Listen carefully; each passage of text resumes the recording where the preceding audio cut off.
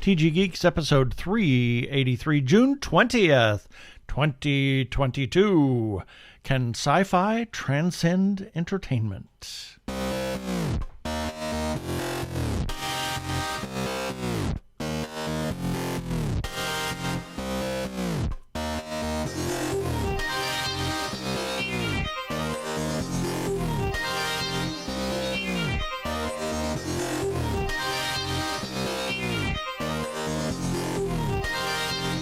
Hello and welcome to another webcast from TGGeeks.com, where Ben and Keith, the two gay geeks, talk about all aspects of Geek-dom and Nerd-ery, sci-fi, comics, film, horror, genre. You name it, we talk about it. I'm Keith Lane. We're coming to you from TG Squared Studios in lovely, it's not terribly hot today yet, Phoenix, Arizona. Yes, and I'm Ben Ragginson, coming to you from only the planet Mercury, not the surface of the sun. There we go. At TG Squared Studios. And let's get on with it. Prepare for hyperdrive. Meanwhile, in the Hall of Episodes, the two gay geeks are discussing this.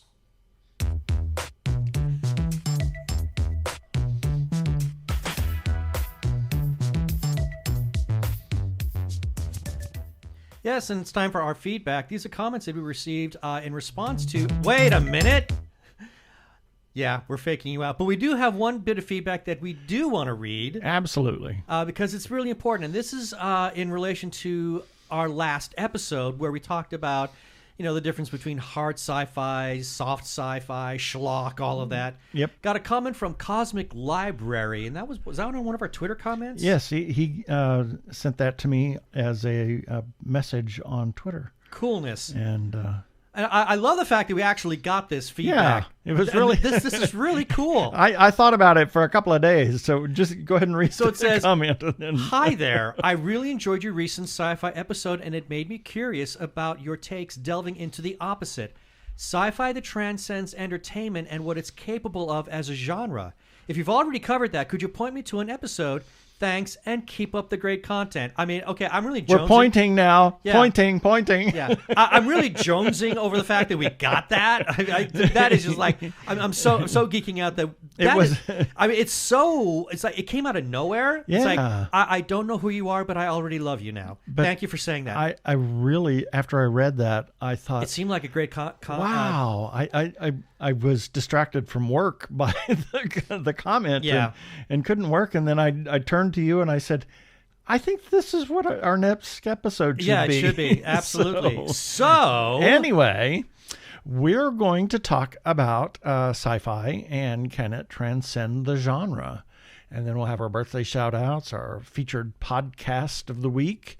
Then we'll have the rest of the feedback. Our shout-outs, regular shout-outs. And in the second segment, as time permits, there's a couple of things that we want to talk about. And Ms. Marvel. Ms. Marvel, yes. Then we have our wacky weekly recap and our regular shout-outs. So let's get on with it.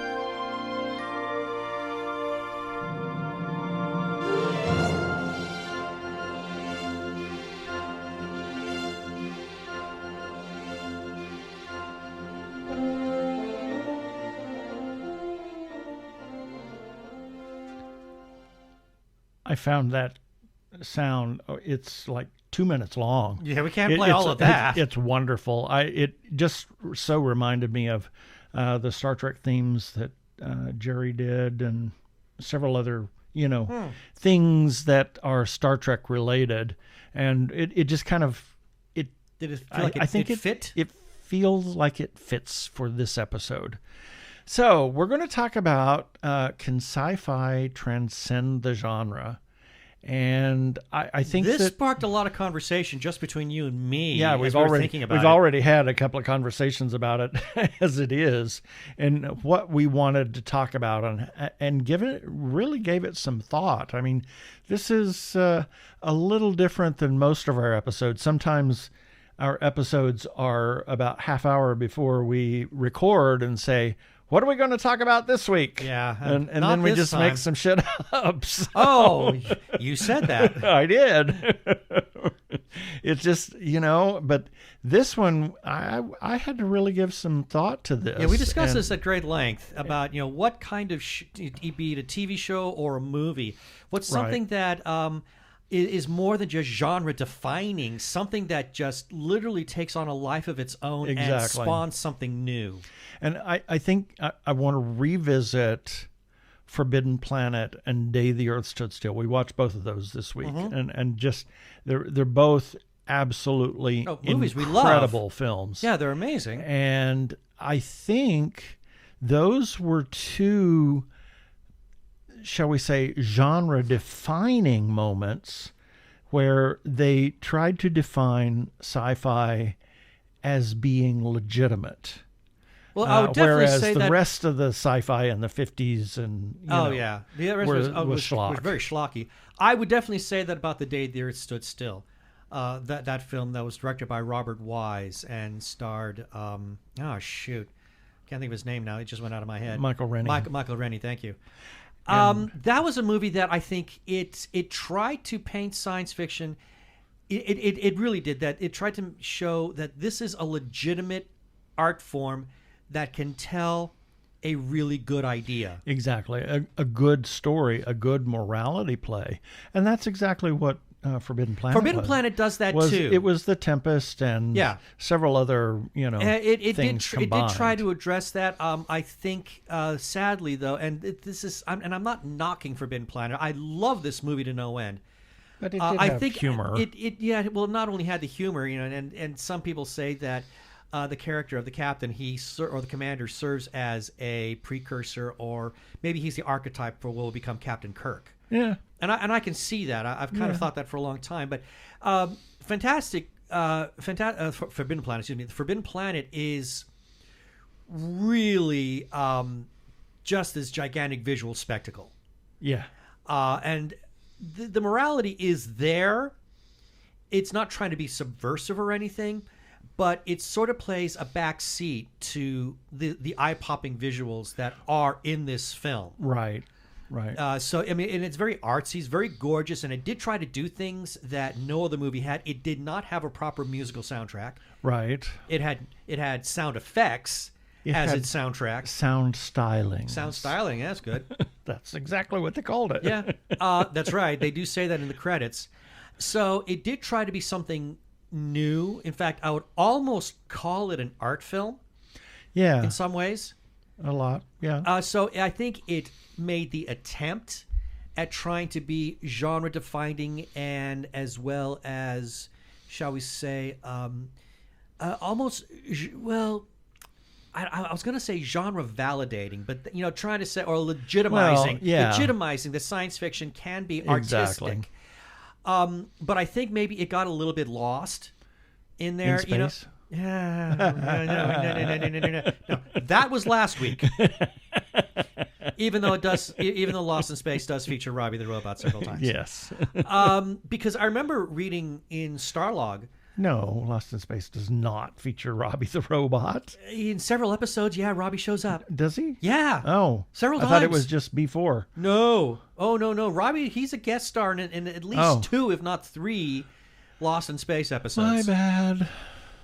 So, with Forbidden Planet, I remember reading articles in Starlog and other publications about, people slightly older than us when they were kids, when they hear about, there's this new movie coming out, it's a science fiction, and there was no science fiction movies coming to theaters at the time, and so but people were reading science fiction. Were, because you had things like Amazing Science, there was lots of science fiction publications. So when they finally see, we got a movie coming out, it's called Forbidden Planet, blah blah blah. I remember reading about this one guy who just couldn't wait to go to the Saturday matinee because that's when he was finally going to get a chance to see it. So the movie was there. You could almost call it the Star Wars for that day, but the world was not ready. Right. In my opinion, I could very well be wrong, but the world was not ready to actually accept it and say, oh, so Science this is fiction what people like. In reality, a good thing. Right. So I think then we come into the 60s, and in the 60s, and thanks to Lucille Ball and, Desilu Studios, we have Star Trek. Yeah, and there were some cinematic things that did happen at that time. Most notably, 2001 was the big one of that era. But again, I think that was 60s. That was way after. Was 2001 in the 70s? Yeah. Was it? 68, 67, 68. Well, I'm still calling it 60s. But Star Trek was before 2001. Well, yeah. Yes. Maybe by a year or two. No. Much more than that. So you had Star Trek that started in, for heaven's sake. I'm looking it up right now. Started in 66. 66. All right. But then you have 2001 that wasn't until 1968. Yeah. So you have Star Trek that kind of set up the genre and it was more of a morality play. It tried to be something to the masses and, but also have that sci-fi feel to it. Right. And that I think probably delivered what could be argued as the first real crack into pop culture, but not enough for the world at large to sit up and say, "Oh, so this is what people like." Right. And that's not, and I'm not saying that necessarily is a good thing, and we'll get to that. Right. But because when you say something that transcends, in my mind, and I think this is what we sort of agreed with, is that this is something that all of a sudden takes on a life of its own. It becomes like a fever. And we'll get there in just a moment. Yeah. Then we have Fantastic Voyage, and then we have 2001. Mm-hmm. And then it's not until there were a number of B movies that came about that didn't really make it. Logan's Run, for example, The Man Who Fell to Earth. Yeah. These are movies that barely made a ripple. Exactly. In the sci-fi world. I mean, sci-fi. But I love Logan's Run. Oh, so. I do too. But it didn't really shake the world in terms of, oh my God. However, but a little movie in the late 70s did. It's called New Wars. New Wars. Oh, Star Wars. Star Wars. A Star Hope? A Star Hope, yeah. Hope Wars. Hope Wars. No, I think that one is a new defining moment for sci-fi. And it is that, along with the next one that we're going to talk about, it started that pop culture revolution and that embrace of sci-fi as legitimate. Now, and I want to add again. Keith and I we've joked about this a lot. We're old. We're in our 60s. Oh, you can't forget the other thing before Star Wars, and that's Thanks 1138. Oh, please. No, I mean that was an independent. It's a George Lucas. It's a George Lucas film. It was a student film. We're not including that one. I mean, don't get me wrong. I think it's a really artistic film. That does not get included into this. Dang it! It did not transcend science fiction. Oh, or even the genre itself. No. But I do think that Star Wars did. And I want to go back. The reason, again, we're in our 60s. We were there when it came out. Oh, we remember. Yeah, it's ditto. But you remember the fever that was just the whole world was engulfed in when that movie came out? I played that vinyl to death and bought another one. I did too. I read the book a dozen times. Exactly. I was just completely obsessed with all things Star Wars.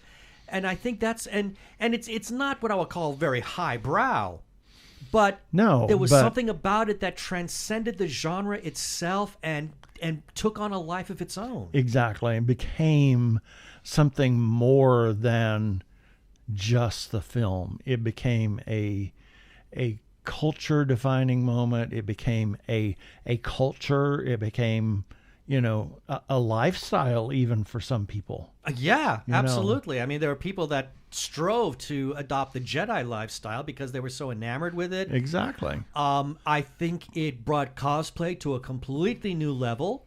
Yep. So, I mean, even when I was in high school, I was in the marching band, and for our halftime show, our band director actually created a Star Wars themed halftime show for the football games, and it was enormously popular.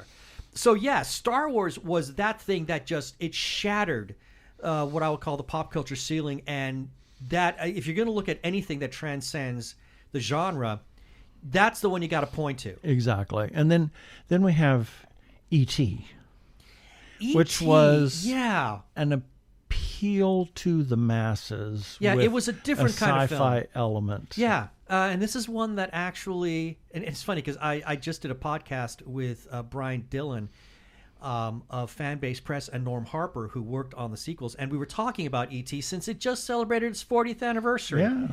And one of the things we're talking about is this a movie that holds up, and what does it mean, and what was Spielberg trying to do, and now we've got a science fiction film that takes things on a completely new level, and that is science fiction can be family friendly. Exactly.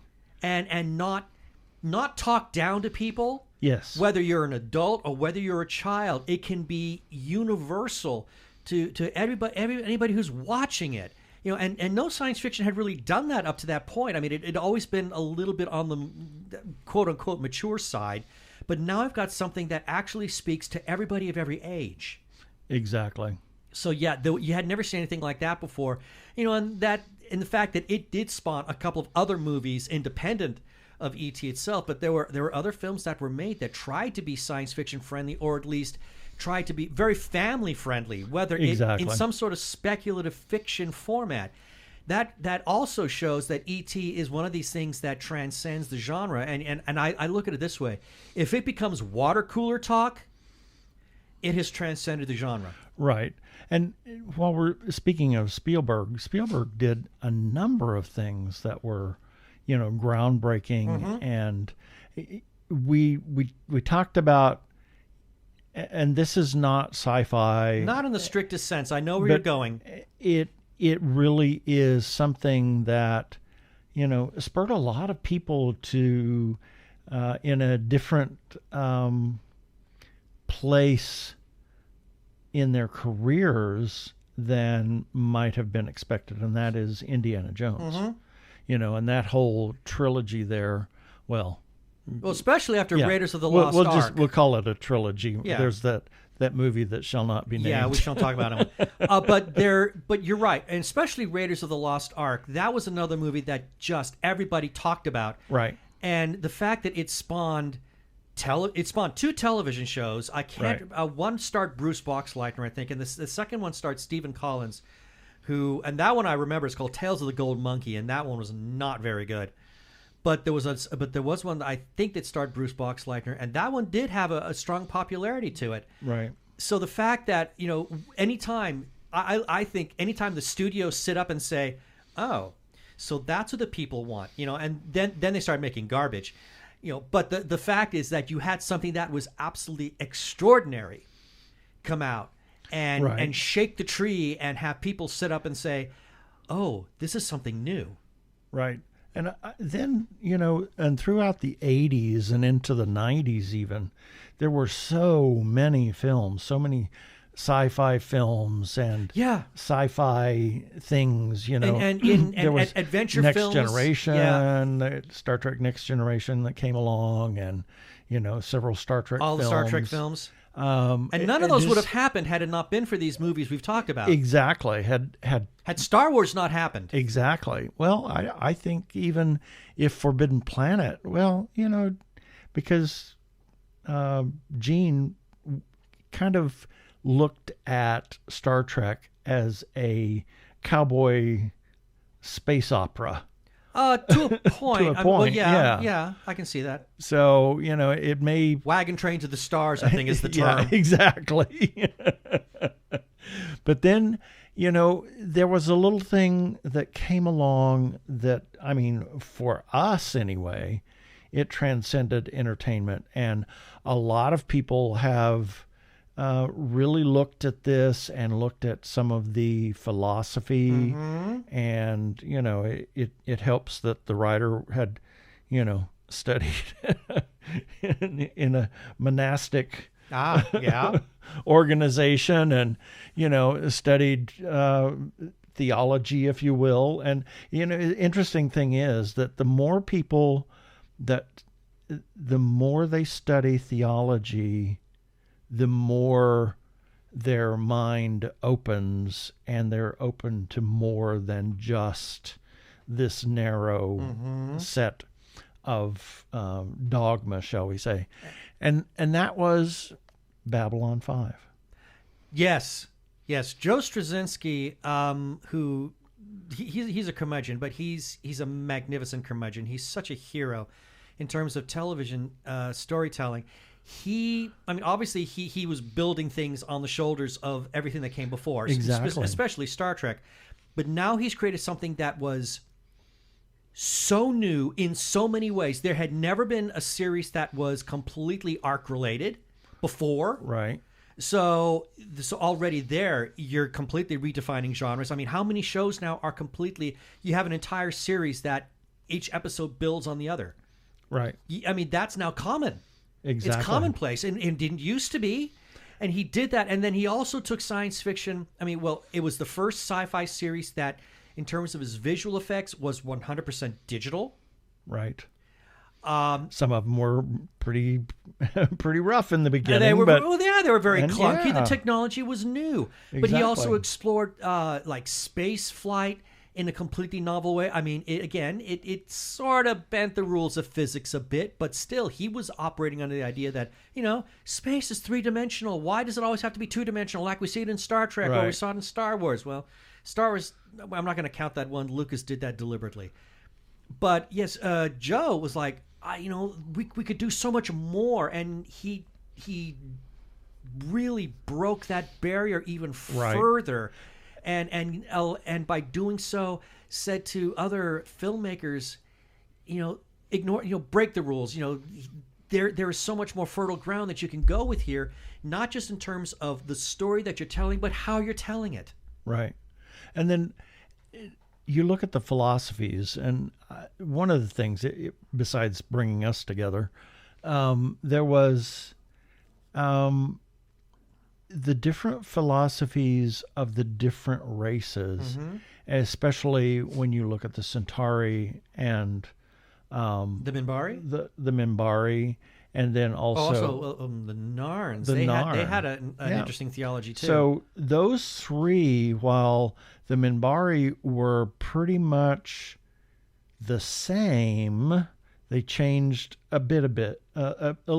There was a philosophical change in their attitudes, but to see the Centauri and in the person of Londo and the Narn in the person of Jakar at the very beginning of that series, and how they actually flipped. Yeah. And Jakar became the light character. Yeah. While Londo became the dark. Exactly. And I think it was so fascinating to see. I just, the Book of Jakar. Yeah. and you can buy your own version of the Book of Jakar. Just in time for the holidays. Just in time for the holidays. Yes, as we played that piece. Yeah. But they really explored a lot of what it means to coexist with other people, other races, if you will. And that was kind of the whole defining point of Babylon 5, is for the known universe to live in harmony. Oh, yeah. So, and then when we first started talking about this, the very first film that struck out at me, that came out of my brain, was The Matrix. Yes, this is another one. I mean, another one of those defining moments that, for me, it was like you look at that and you think, this could actually be real. It took, it was just, But prior to it coming out, one popular form of science fiction, one subgenre in the literary world, was something called cyberpunk. And it had never really been successful in terms of any sort of cinematic attempt until this movie. And what helped was the Wachowskis, their idea, the ideas they brought to how the movie got filmed, right, was groundbreaking.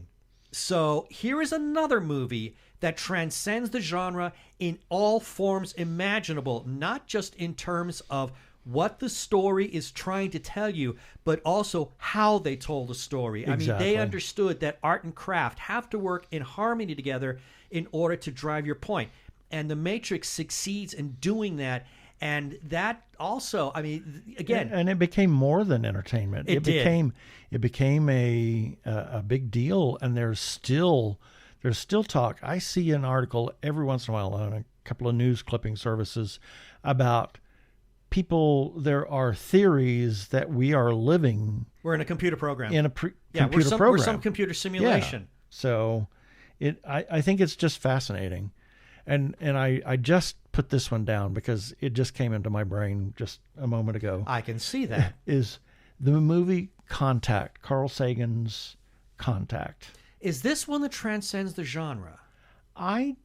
To be honest, I think it does, because it tells us we are not alone. Mm-hmm. Yeah, it does. Yeah, and that's a big belief that Carl had.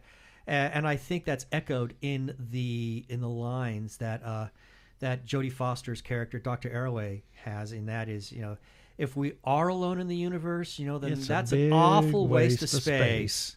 Exactly. And I just think that Carl was so far ahead of his time. To call him a visionary is an understatement. Yeah. I mean, the man, I don't know if I want to call him a prophet or anything. No. But, yeah, he had a vision that was so much bigger than anything we could have, that we can conceive of today.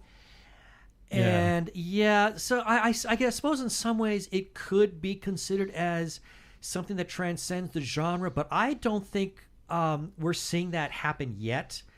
I have a funny feeling that well, it was kind of a niche film, though. It was a niche film, but I have a feeling that in the years to come, the reverberations left by Contact, the movie, will then finally be felt. That's just a thought. It's one of those films we watch at least once a year. So, Absolutely, yeah. So there's a lot of films. Let us know what you think. I would be interesting. Yeah. If this was a good analysis of that Cosmic Library. So and what's a movie for you or Exactly. a TV show that completely transcends the genre of science fiction? This is K.D. Edwards, author of the Tarot Sequence series, and you're listening to The Two Gay Geeks.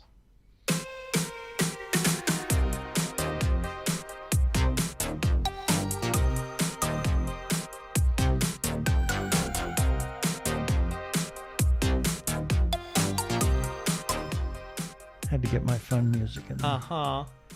The music that you just hate. Yeah. Here's a few selected birthdays for June 20th through June 26th, 2022. June 20th, John Mahoney, actor most known for playing Martin Crane on Frasier. He did not embark on his acting career until he was at the age of 37. Oh, how about that? Yeah. And then we have Jacques Offenbach. He was a German-born French composer, cellist, and impresario of the Romantic period. Not to be related, not to be confused with Jake Seldenbach. There we go. He is remembered for his nearly 100 operettas of the 1850s to the 1870s. and his uncompleted opera, The Tales of Hoffmann. I didn't know that was uncompleted. Yeah, I think they finished it up. Oh. He was a powerful influence on later composers of the operetta genre, particularly Johann Strauss Jr. His best-known works were the continually revived during the 20th century, and many of his operettas continue to be staged in the 21st. Tales of Hoffmann remains part of the standard opera repertory, and unfortunately, he died before the premiere of the Tales of Hoffmann. What a shame. So it's really a great piece. The second, it's 4 vignettes, and in the second vignette, oh yes, with Olympia. Olympia, yes, the doll song is just delightful. So it's worth a listen. And a couple of his other operettas are kind of fascinating too. And then we have a friend of ours, Mel Asher. And Happy today, birthday to us. Happy birthday to us. Happy birthday to us. Happy birthday, TG Geeks. there we go. Happy birthday Yes, to us. it is 8 years since the inception of the Two Gay Geeks. Please don't listen to episode 1. I No, beg please you. don't. And it's hard to imagine that it's been 8 years. Doesn't exactly feel like 8 I years. know we've been doing this. Well, it feels like a long time, but well, it's the same thing as being married with you. I mean, and we've said this so many times. It doesn't feel old. It feels timeless. And I say that in a good way. It doesn't feel old. It feels ancient. No, it does not feel ancient. Oh, timeless. There we go. Sorry. It doesn't feel old, but I have a hard time believing that it's been 8 years already. I know. For the show. Same thing being married to you. I mean, it doesn't feel old. Every day feels fresh and new. Exactly. And so does the podcast. Yep. June 21st, Lana Wachowski. Speaking How of the about that? Wachowskis, yeah. One of the Wachowskis that gave us the Matrix films, Cloud Atlas, V for Vendetta, and Sense8. Oh, I love Sense8. Oh, my Lord. That needs to have a rewatch. Yep. The Wachowskis included in their contracts for the Matrix sequels that they would not have to do press junkets or interviews of any kind. They wanted, they would not have to be photographed for promotional purposes. Right. They wanted the films to speak for themselves. Yeah, the only interviews you can see with the Wachowskis are like bonus features for the first Matrix film. Right. After that, they are invisible, at least until you get to Sense8, where Lana is then much more visible at that point. Well, at that point they'd both transitioned. Right. And there's 2 quotes from Lana that are pretty much sum up some things, and I want to read the 2 quotes and then say something afterwards. It says, "I chose to change my exterior to bring it closer into alignment with my interior. And my biggest fears were all about losing my family. Once they accepted me, everything else has been a piece of cake." And the other quote is, "For years, I couldn't even say the words transgender or transsexual. When I began to admit it to myself, I knew I would eventually have to tell my parents and my brother and my sisters. This fact would inject such terror into me that I would not sleep for days. And these are among some of the reasons we run the spot for Trans Lifeline. In each episode, we want you to know you are not alone. There are people there that will listen to you, that understand what's going on. They are transgender themselves. So please reach out."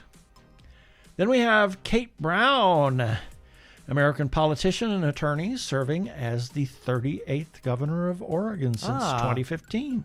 As an openly bisexual woman, Brown has made history several times throughout her electoral success.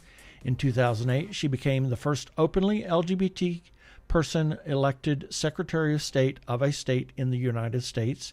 In 2016, she became the first openly LGBT person elected governor of a state in the United States, as well as the second woman elected governor of Oregon after Barbara Roberts. June 22nd, Cyndi Lauper. most known as a singer, but also an actress and a very good friend of the LGBT more than a good friend. She is, in my opinion, I have not heard anything bad about her, but maybe I've had my head in the sand, if there is. But I honestly feel that she is an all-around decent human being. She is. And a quote from her on the music video, Girls Just Want to Have Fun, it was very important to me that every girl was represented.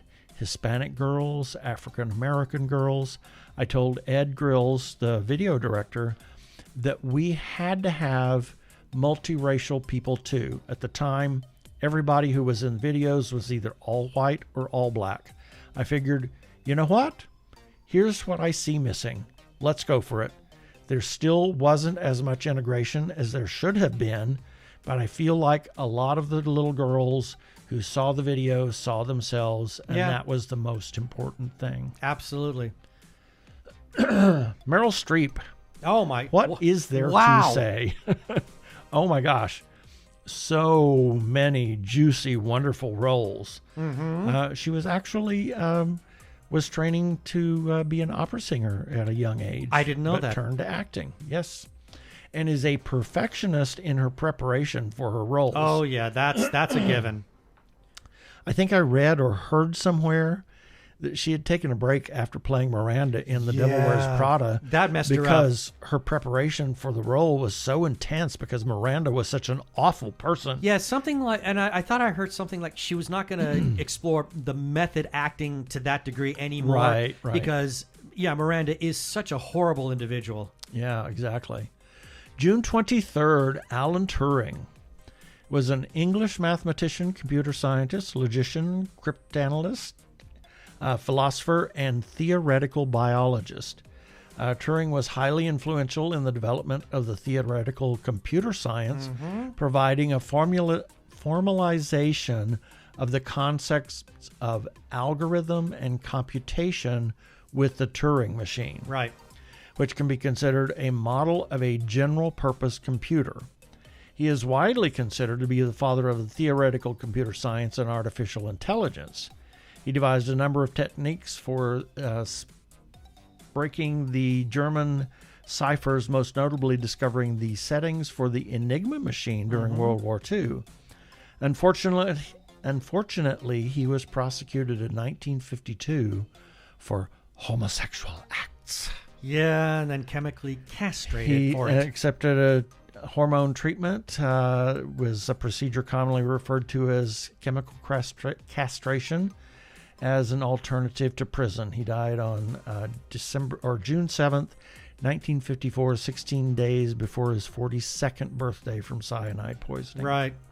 Queen Elizabeth II granted a posthumous pardon in 2013. Yeah, that's nice, but a little bit too Yeah, late. exactly. Then we have Bob Fosse, choreographer, director, womanizer. Oh. In most of his choreographed piece, he or those dancing his choreography usually wore a hat and gloves. He always wore hats because he started going bald at the age of 17. And he used gloves a lot because he didn't like his hands. We'll not talk about jazz hands. or the other hands. Yeah. It's an inside joke. What was it? Anyway, we'll talk about that another time. An interesting quote considering Bob Fosse. It says, "If you think you can do better, then do better. Don't compete with anyone, just yourself. He's right. When you are in trouble or have a dilemma, ask yourself, what's the important thing? And when you wake up in the morning, ask yourself how you can be a better person, not just a better performer." So Good advice. June 24th, Victor Francis Hess was an Austrian-American physicist and Nobel laureate in physics who discovered cosmic rays in the 20s, actually. His discovery was confirmed by Robert Andrews Millikan in 1925, who gave the radiation the name cosmic rays. Hess's discovery opened the door to many new discoveries in particle and nuclear physics.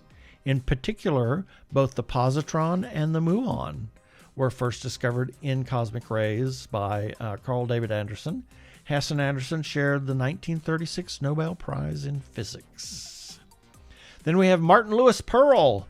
He was an American chemical engineer and physicist who won the Nobel Prize in Physics in 1995 for his discovery of the tau lepton. The tau lepton, also known as the tau particle or the tauon, or simply tau, is an elementary particle similar to the electron with negative electrical charge and a spin of 1/2, but with 3,477 times the mass. Good heavens. Yep. Together with the electron, the muon, and the 3 neutrinos, it is classified as a lepton. I don't pretend to know any of that. No, I don't fully understand it, but I can tell by the description that it is significant. Yep. And then we have former coworker and friend Kent Lilly and amazing author Angel Martinez and our niece Mariah Joy Lane. Happy birthday. June 25th. There were so many birthdays on the 25th. Just a couple of these that we're just going to give their name. Anthony Bourdain, who we lost way too soon.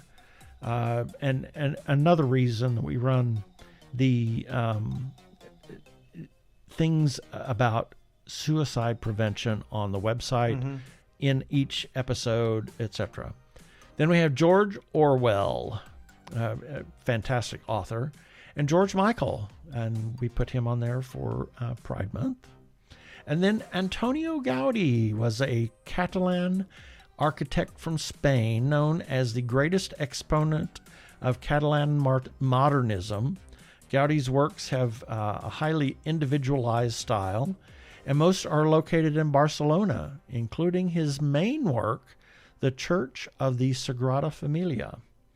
Gaudí's work was influenced by his passions in life, architecture, nature, and religion.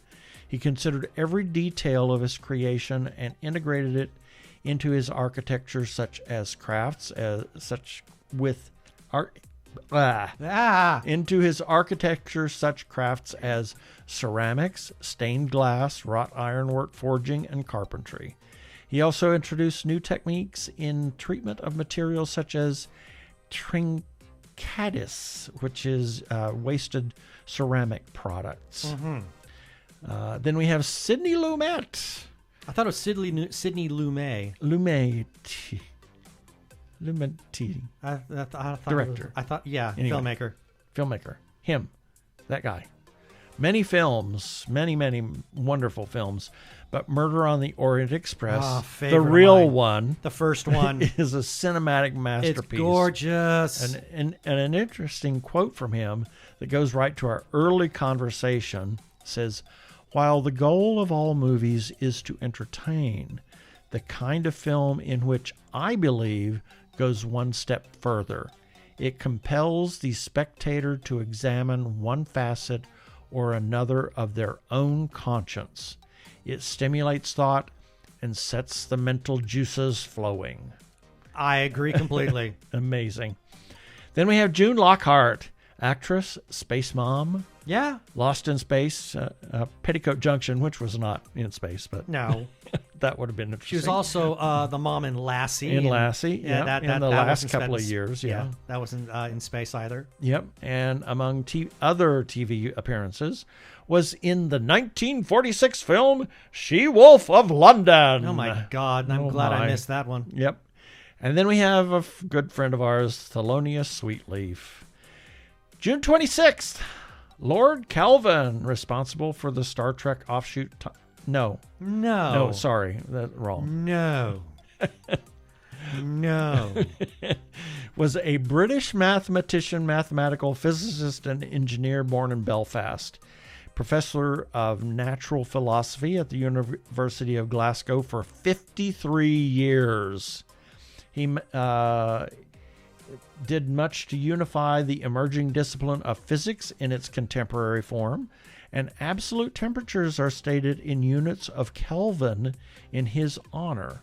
While the existence of a lower limit to temperature, absolute zero, was known prior to his work, Kelvin is known for determining its correct value at approximately negative 273.15 degrees Celsius or 459.67 degrees Fahrenheit.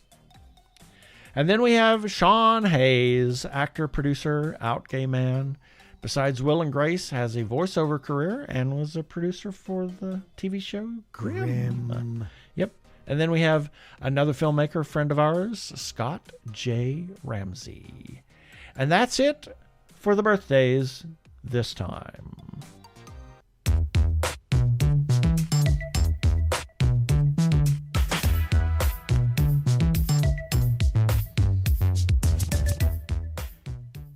Technorama, the podcast for geeks, because geeks are better than cool. You don't hear someone say, "Get away from me, you cool person." Who's gonna have their 65-inch home theater system installed by the Cool Squad? Not me, that's for sure. How much cool cred do you have? Not enough to care about. Think you'll find any canned unicorn meat at thinkcool.com? It's just a part domain name. They don't even have roadkill in a paper cup. That's why you need to start listening to Technorama, because that's what geeks do. Go to chuckchat.com and listen to Technorama before you turn cool.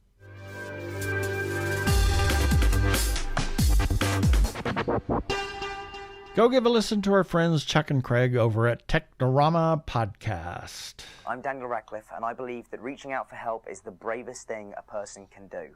If you are struggling and need support, call the Trevor Lifeline at 1-866-488-7386. It's free and confidential, and trained counselors are there to listen 24/7 without judgment. To learn more about the Trevor Project's life-saving work for lesbian, gay, bisexual, transgender, or questioning young people, go to thetrevorproject.org. I want to give a shout out, as always, to the Joshua Tree Feeding Program, a 501c3 nonprofit food pantry for the HIV and AIDS community in Maricopa and Pinal counties. They could certainly use your assistance right now. Please go to jtfp.org to give a single or a monthly recurring gift.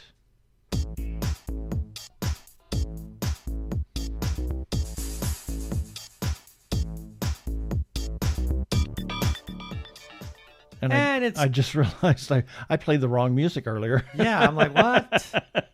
Yeah, okay. Oh, well. Oh, well. And it's time for the rest of our feedback. Yes, these are comments that we received in response to articles and episodes that we ran on our website at tggeeks.com. And the links for each of these will be in the show notes for this episode number 383 at tggeeks.com, starting with episode 380. We got a comment from Mark Jones. We gave him a birthday shout, and he says, muchos gracias.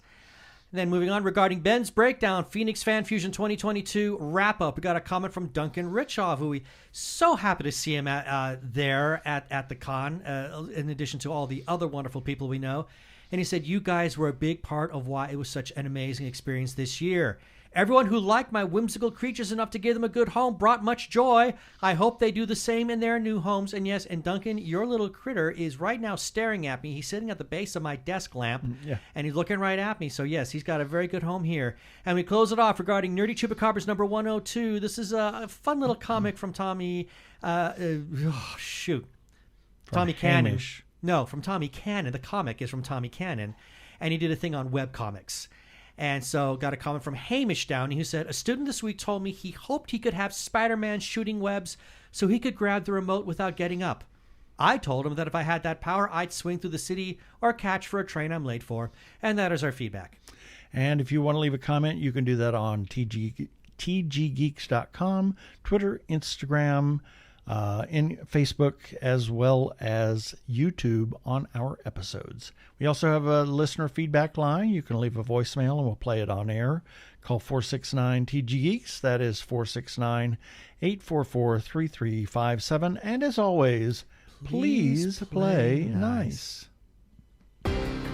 For more than 2 decades, Judy and Dennis Shepard have honored their son Matt by working to erase hate around the world.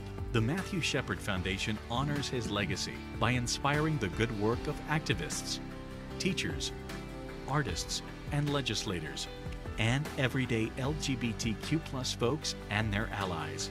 Join us today in helping to erase hate. Visit MatthewShepard.org. Thanks to Comcast NBC Universal for that promo.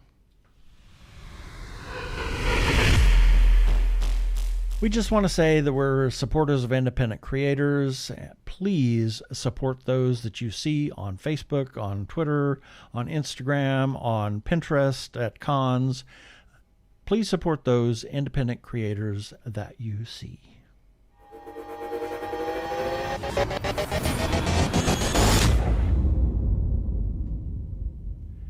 If you are trans or are questioning your gender identity, and if you are in crisis or are feeling isolated and need someone to talk to, or you know of someone in a similar situation, there is a special hotline just for you.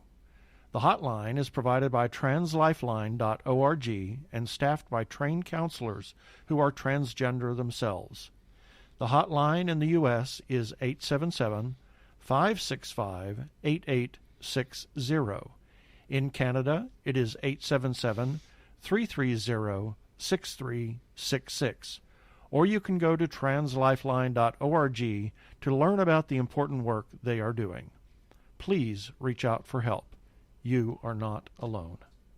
Yeah, baby. They're like two gay geeks. They're together, you know. They're two gay guys and they're geeks. Is that okay?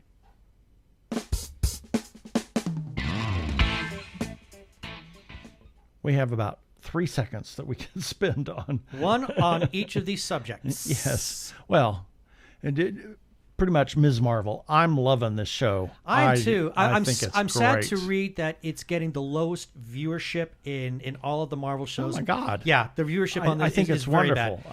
I think it's a fantastic show. It is very artistic, very stylized, and the humor is fantastic. Illuminantes is all I have to say. Yes. And then the offer wound up this week. And what a magnificent show. And then we watched The Godfather Friday night after seeing the wind up of the offer on Thursday night. And wow, there were things I did not remember. And I think The Godfather as a movie had greater impact on me having seen the offer.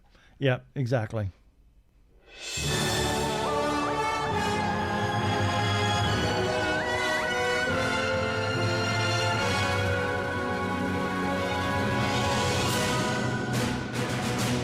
And it's time for our weekly review. These are items that we ran on our website this past week at tggeeks.com, and the links for each of these will be in the show notes for this episode article number 383 that you can find at tggeeks.com. Starting with Sunday, June 12th, Nerdy Chupacabras number 104. On Monday the 13th, TG Geeks episode number 382. On Tuesday the 14th, Ben's Book Breakdown. Excellent characters keep Star Trek Ex Machina, or however that's pronounced, Machina, however, flying. On Wednesday the 15th, Lionsgate releases casting announcement for The Hunger Games, The Ballad of Songbirds and Snakes. On Thursday the 16th, Andrea's Angle, Brian and Charles. She calls it quirky and fun. On Friday the 17th, Hamish Downey's 5 Questions with Ark Horton. And, I'm looking forward to this. On Saturday the 18th, Walt Disney Studios announces cast for Strange World on Disney Plus November 9th. Wow. I love the poster. The poster artwork is wonderful. so good. And we do want to add that there is a teenage character in that animated film who is gay.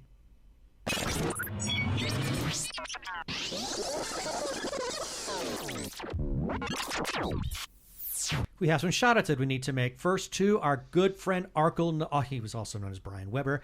You can find Arkle on Twitter as the Geek of All Trades. That is the letter G, the number 3, the number 3, the letter K of all trades.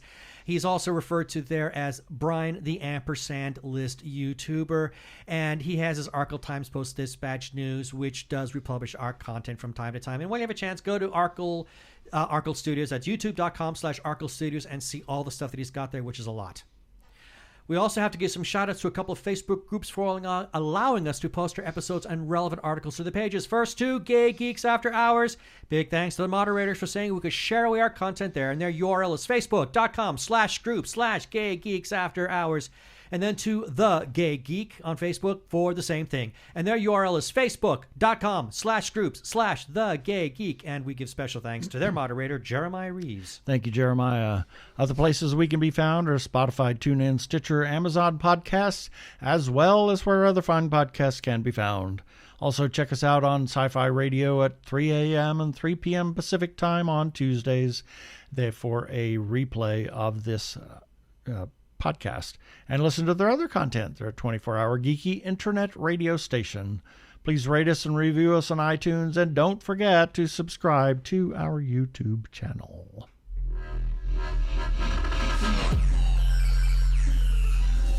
And that should do it for this episode of TG Geeks Webcast. Be sure to check out the article for this webcast episode.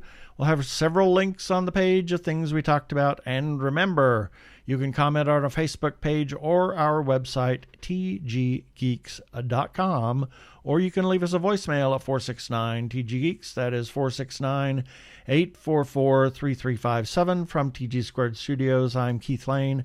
Thanks for listening. Please be kind to yourself and those around you. Stay safe, wear a mask, get vaccinated, get boosted. Peace. Cheers.